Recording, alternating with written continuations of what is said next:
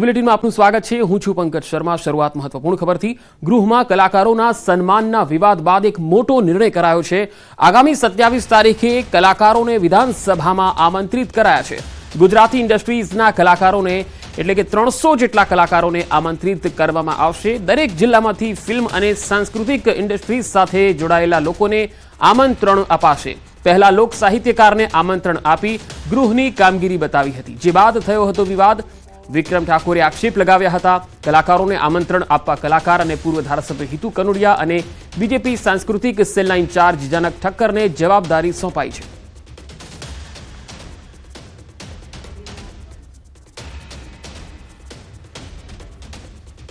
ભારતીય જનતા પાર્ટીનું સાંસ્કૃતિક સેલને જવાબદારી આપવામાં આવી છે। ભારતીય જનતા પાર્ટીનું સાંસ્કૃતિક સેલ દર વર્ષે વિશ્વ રંગભૂમિ દિવસ ઉજવે છે। રંગભૂમિ દિવસ નિમિત્તે ભગવાન નટરાજનનું પૂજન થશે।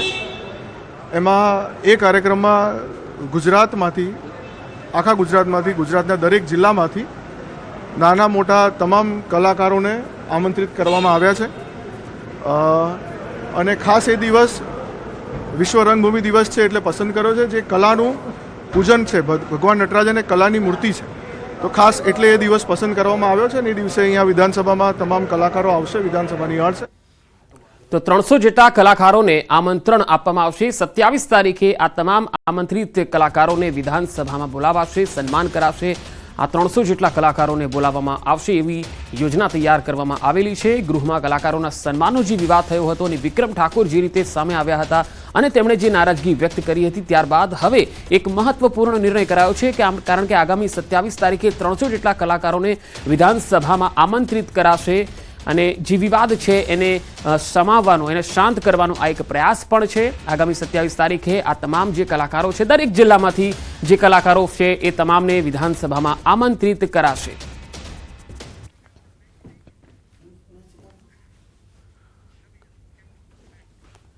અને હવે વાત નબીરાઓ ક્યારે સુધરશે।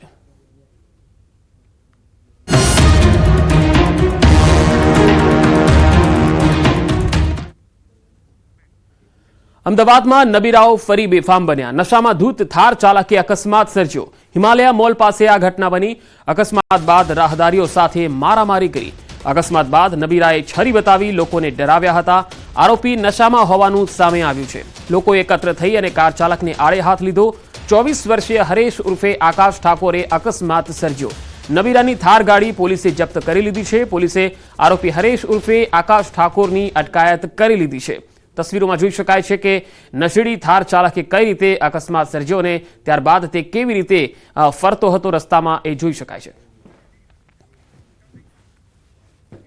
તો આ એ જ તમે જોઈ શકો છો કે આ જે થાર ચાલક છે એ તમે જોઈ શકો છો કેવી રીતે બેફામ અકસ્માત સર્જ્યા પછી અહીંયા આગળ ફરતો હતો, જાણે તેણે કોઈ ગુનો જ ન કર્યો હોય એ રીતે। પરંતુ સ્થાનિક લોકોએ તેને જોઈ લીધો અને સ્થાનિક લોકોએ તેને પકડ્યો હતો। આ નબીરાઓ છે જે હજુ પણ સુધરવાનું નામ નથી લઈ રહ્યા। પોલીસ આવા લોકો સામે કાર્યવાહી કરી તો રહી છે, પરંતુ તેની સામે આ લોકોમાં કોઈ લગામ આવી હોય એવું લાગતું નથી। હવે બીજી એક તસવીર પણ આપણે બતાવીએ, કારણ કે આ તસવીર જુઓ। અહીંયા પણ તમે જોઈ શકો છો આ નબીરાઓ કેટલી હદે બેફામ છે અને જાહેરમાં આ રીતે મારામારી કરી રહ્યા છે। આ તસવીર જુઓ।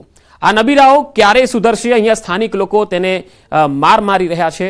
આ તસવીરોમાં જોઈ શકો છો કે એક નબીરો છે જે એક્ટિવાને નુકસાન પહોંચાડવાની કોશિશ કરતો હતો। સ્થાનિક લોકોએ તેને જોયો એટલે તેની પિટાઈ કરી દીધી। તો આવા નબીરાઓ હજુ ખુલ્લેઆમ કેટલાય ફરી રહ્યા છે, જેને ના કાયદાનો ખોફ છે, ના પોલીસનો ખોફ છે, ના પોલીસની કાર્યવાહીનો ખોફ છે। પરંતુ આવા દ્રશ્યો આપણે દર 1-2 દિવસે જોઈ જ રહ્યા છે અને અમદાવાદમાં સૌથી વધારે જોવા મળે છે। સુરત જેવા વિસ્તારોમાં પણ આવા દ્રશ્યો આમ થઈ ગયા છે, સામાન્ય થઈ ગયા છે। હવે આ બે તસવીરોમાં તમે આ બંને ઘટનાઓને જોઈ શકો છો। પાપા લુઈસ ડ્રાઇવિંગ રોડ ઉપર છે, જાહેર રોડ ઉપર એક થાર ગાડીના ચાલક છે હરેશભાઈ ઉર્ફે આકાશભાઈ પ્રતાપજી ઠાકોર છે। તેઓ પોતાની થાર ગાડી લઈ અને આ કામના ફરિયાદી છે પીરકભાઈ નારાયણભાઈ મોદીની ગાડીના પાછળથી ટક્કર મારતા આ કામના ફરિયાદી નીચે ઉતરીને એમને સમજાવવા ગયેલા કે ભાઈ આ રીતે ગાડી બેદરકારથી ચલાવી મારી ગાડીને તમે નુકસાન કરેલું છે। તો આ કામે આરોપી એકદમ મુશ્કેરાઈ જઈ અને જેમ ભાઈ બોલતા આ કામના ફરિયાદીના પિતાશ્રી પણ વચ્ચે આવેલા, તેમની સાથે પણ એમને બોલાચાલી કરી। આ દરમિયાન આજુબાજુના પબ્લિકનું ટોળું ભેગું થઈ જતા હોબાળો થતા તેમાંથી કંટ્રોલનો મેસેજ જતાં સ્થાનિક પોલીસને જાણ થતાં સ્થાનિક પોલીસ તાત્કાલિક ત્યાં પહોંચી ગઈ. સ્થાનિક પોલીસ ત્યાં પહોંચી ગયા પછી આ કામના આરોપીનો કબજો લીધો અને પ્રાથમિક દ્રષ્ટિએ એવું જણાય કે આ કામને કોઈ નશો કરેલો છે. અમદાવાદમાં ફરી એકવાર નબીરા બેફામ બન્યા હોવાની ઘટના સામે આવી છે. અમદાવાદના હિમાલયા મોલ પાસે ગઈકાલે રાત્રે એક નબીરાએ પોતાની થાર કાર પૂરપાટ ઝડપે ચલાવી હતી અને અનેક વાહનો જે છે તેને અડફેટે લીધા હતા. હું દ્રશ્ય આપને બતાવીશ. આ એ થાર કાર છે કે જેના દ્વારા એ નબીરાએ જે છે તે અકસ્માત સર્જ્યો હતો અને 3 થી 4 વાહનો જે છે તેને અડફેટે લીધા હતા. ઘટના જ્યારે બની ત્યારે સ્થાનિક લોકોનું ટોળું એકઠી થઈ ગયું હતું અને સ્થાનિક લોકોનો આક્ષેપ છે કે આ જે નબીરો જે છે તેનું નામ હરેશ ઉર્ફે આકાશ ઠાકોર હોવાનું સ્થાનિક લોકો દ્વારા જણાવવામાં આવ્યું હતું અને સ્થાનિક લોકોએ જ્યારે તેને પકડવાનો પ્રયત્ન કર્યો ત્યારે એ નબીરાએ જે છે તે સ્થાનિક લોકો સાથે પણ મારપીટ કરી હતી. તેઓને તીક્ષ્ણ હથિયાર બતાવ્યો હતો અને પથ્થર મારવાની પણ જે છે કોશિશ કરી હતી. સ્થાનિક લોકોના ટોળાએ જે છે તે આ હરેશ ઉર્ફે આકાશ ઠાકોરને પકડી અને વસ્ત્રાપુર પોલીસને હવાલે કર્યો છે અને હાલ પોલીસ આ સમગ્ર મામલે કાર્યવાહી શરૂ કરી છે. પોલીસે આ થાર કારને પણ કબજે લીધી છે અને આ અકસ્માત કેવી રીતે સર્જ્યો તેને લઈને સમગ્ર તપાસ કરવામાં આવી રહી છે. કેમેરામેન ખેંગા રાઠોડ સાથે સંજય ટાંક, ન્યૂઝ 18 ગુજરાતી, અમદાવાદ. અમદાવાદમાં હિમાલયા મોલ પાસે થયેલા અકસ્માતના બનાવ અંગે ઇમરાન ખેડાવાલાએ સરકારને આડે હાથ લીધી. અકસ્માતની આવી ઘટનાઓ પાછળ દારૂને જવાબદાર ગણાવી સમગ્ર મામલે તેમણે પ્રતિક્રિયા આપી. હિસાબે હું સમજુ છું કે એ લોકોને પોલીસ પકડવામાં નિષ્ફળ રહેતી હોય છે. ત્યારે ગુજરાતને જે પ્રમાણે ડ્રગ્સ છે, દારૂ છે, એનાથી બચાવવા માટેની જવાબદારી સરકારની છે. વાત હવે સુરતની. સુરતમાં આરટીઆઈના નામે ખંડણી માંગતા શખ્સો સકંજામાં આવી ગયા છે. અર્જુન સોલંકી, ભોલા પાંડેની ધરપકડ કરી લેવાઈ છે. આરટીઆઈનો ખોટો ઉપયોગ કરી અને પૈસા પડાવતા હતા. ડિંડોલી પોલીસ સ્ટેશનમાં ફરિયાદ નોંધાઈ હતી. ખોટી ધમકી અને આપી અને 69,000 રૂપિયા પડાવી લીધા. ફરિયાદીના મકાનનો 3જો માળ તોડાવ્યો હતો.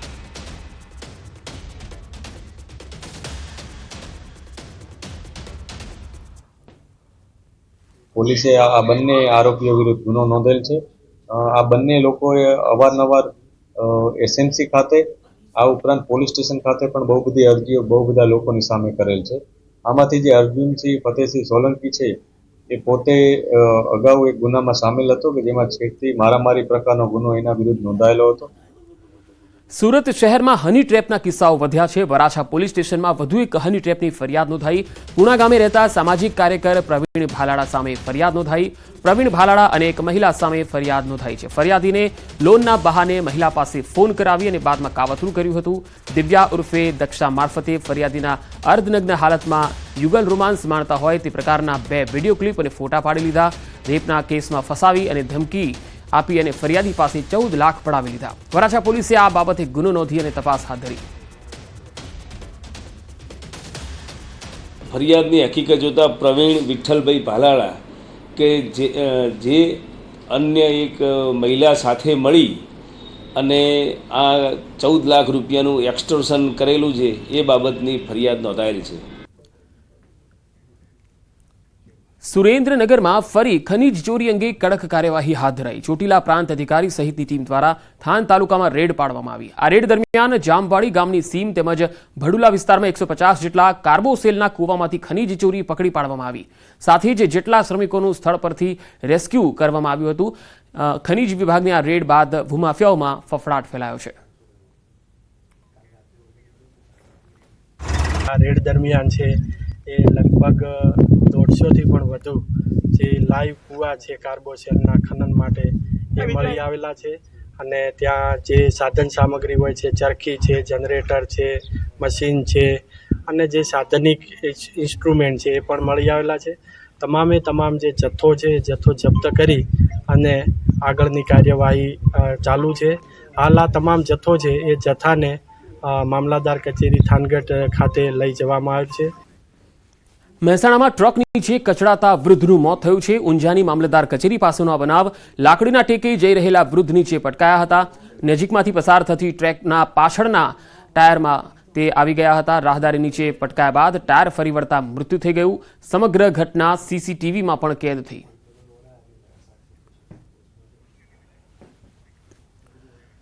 સુરતમાં એક મહિલા કાર ચાલકે અકસ્માત સર્જ્યો. સુરતના સિંગણપુર વિસ્તારનો આ બનાવ. મહિલાની કાર ડિવાઈડર સાથે અથડાઈ હતી. અકસ્માતની ઘટના સીસીટીવીમાં કેદ થઈ. સમગ્ર મામલે સિંગણપુર પોલીસે તપાસ હાથ ધરી હતી. અકસ્માતની ઘટના તમે સીસીટીવીમાં જોઈ શકો છો. આ મહિલા કાર ચલાવી રહી હતી અને તેણે ફૂલ સ્પીડમાં કાર હંકારી હતી. સિંગણપુર વિસ્તારમાં આ બનાવ સીસીટીવીમાં કેદ થયો. તો બનાવ બાદ ગાડી જે છે એને પણ નુકસાન થયું હતું. ગાડીનો નંબર તમે જોઈ શકો છો. આ મહિલા આ ગાડી ચલાવી રહી હતી, ડ્રાઇવિંગ કરી રહી હતી અને અચાનક તે ફૂલ સ્પીડમાં વળાંક પાસે આવી અને ત્યાં આગળ તેને અકસ્માત સર્જ્યો અને ત્યારબાદ તે ત્યાંથી ફરાર પણ થઈ ગઈ હતી.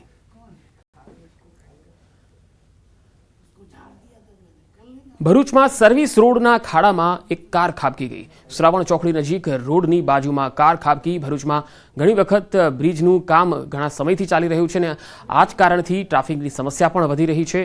બ્રિજના સાઈડ પર સર્વિસ રોડનું પણ કામ ચાલી રહ્યું છે. એ દરમિયાન ગાડીએ સ્ટીયરિંગ પરનો કાબુ ગુમાવતા ગાડી પલટી ગઈ હતી. સદનસીબે કોઈ જાનહાનિ થઈ ન હતી.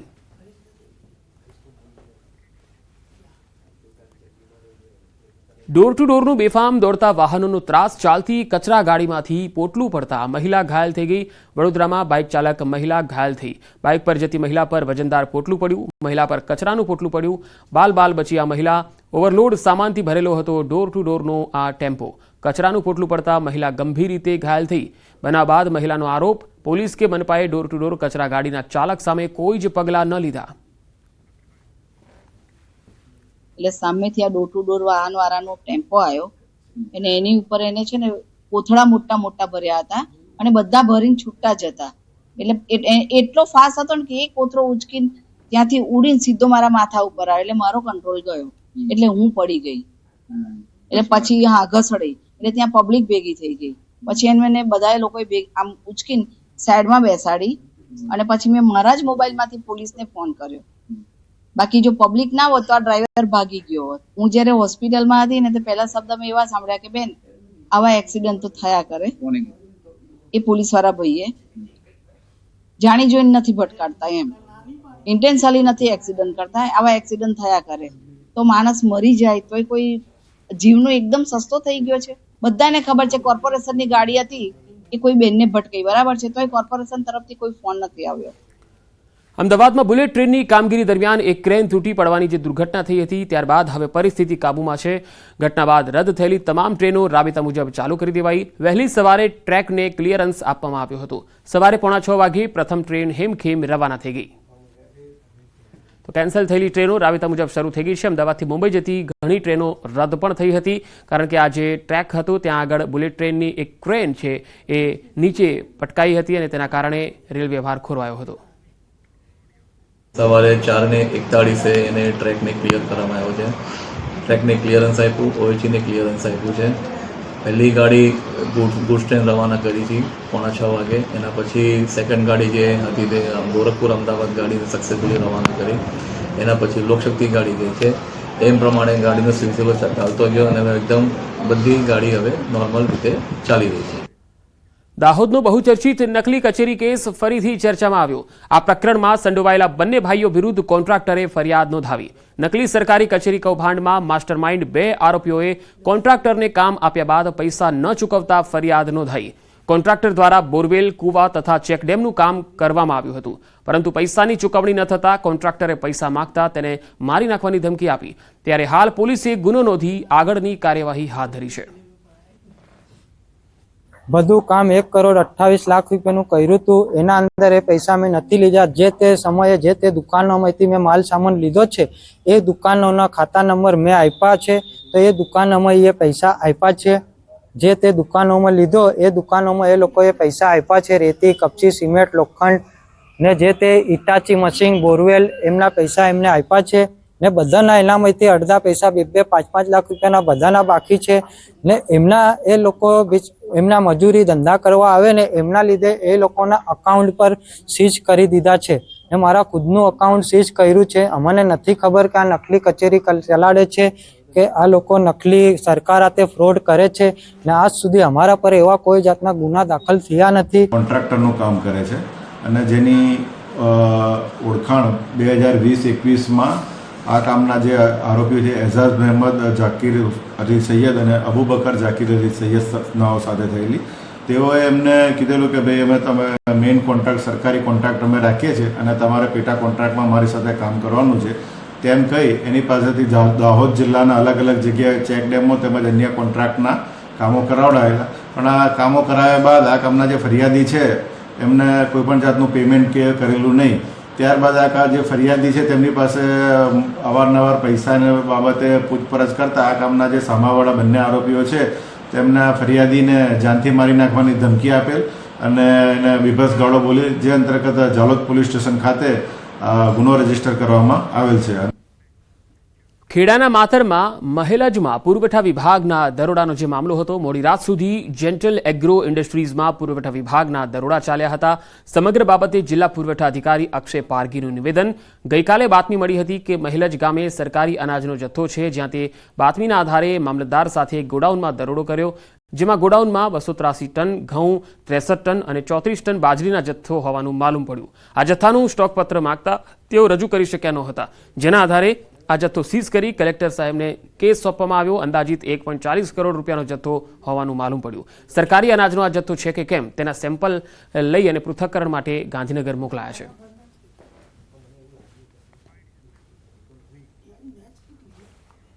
મને એક બાતમી મળી હતી કે સરકારી અનાજનો જથ્થો મળી આવેલ છે મહેલજ ગામમાં. અમને જાણમાં એવું આવ્યું કે જે અનાજનો જથ્થો વધારે મોટો છે, એટલે અમો જાતે અને સાથે સાથે મામલતદાર સાહેબ માતર પણ ગયા હતા સ્થળ તપાસ કરવા માટે, અને ત્યાં સ્ટોક પત્રક અમે માંગવામાં આવ્યું હતું. જે સ્ટોક પત્રક મળી આવેલ નથી, એટલે શંકાના આધારે અમે જથ્થો સીઝ કર્યો છે. ટોટલ આપણે જથ્થાની કિંમત કહીએ તો 1.43 લાખ જેટલો આશરે જથ્થો હતો. અમદાવાદમાં હેલ્મેટ ન પહેરવા બદલ લાખોનો મેમો આપવામાં આવ્યો. યુવકને આવ્યો લાખોનો મેમો. 500 રૂપિયાના બદલે 10,05,000નો મેમો આવ્યો.